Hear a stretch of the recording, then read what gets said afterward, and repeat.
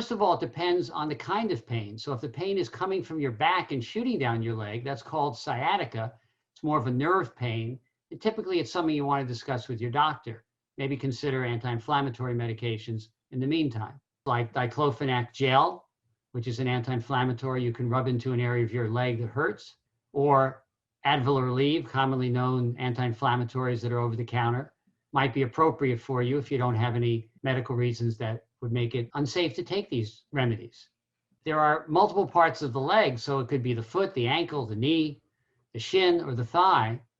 But typically in musculoskeletal pains and injuries, ice is a reasonable way to start.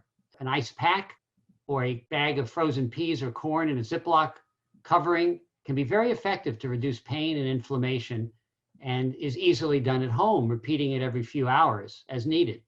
I would say as a general rule in terms of exercises, gentle stretching is probably the most effective thing you can do for an area of your leg that hurts. So for example, if your thigh hurts, you might try stretching those quad muscles. If your hamstrings, the back of your thigh hurts, you might try gently stretching that area. And similarly for your calf, ankle, or feet.